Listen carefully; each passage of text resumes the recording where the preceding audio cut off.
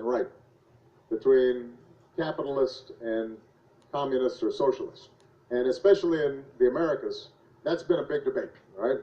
You know, you're a capitalist Yankee dog, and you know, you're some, you know, crazy communist, you know, that's gonna take away everybody's property.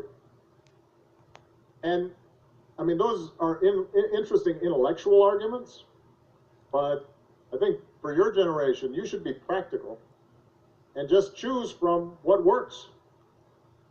You don't have to worry about whether it neatly fits into That's the propaganda. socialist theory or capitalist theory. You should just decide that shit what don't works. work. And I said this to President Castro in Cuba.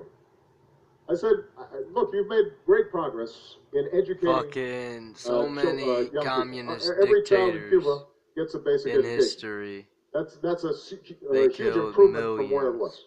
Mao Medical killed care. millions. You know, Mao Zedong. the life expectancy of Cubans killed millions. is equivalent to the United States, despite it being a very poor country, because they have access to healthcare. That's a huge achievement. They should be congratulated. But you drive around Havana and this economy is not working. That's because it looks like it did in the 1950s. You're fucking and up so the you have economy. to be practical in asking yourself, how can you The Federal Reserve achieve the goals of rigs equality the economy and inclusion, you but work also for recognize the Federal that Reserve, nigga. The market system produces a lot of wealth and goods and services and innovation. And it also gives individuals freedom because they have initiative. And so you don't have to be rigid in He's promoting communism. It's either this or that. You can say, depending on the problem you're trying to solve, depending on the social issues that you're trying to address, what works. And I think that what you'll find is that the most successful societies, the most successful economies are ones that are rooted in a market-based system, but also recognize that a market does not work by itself.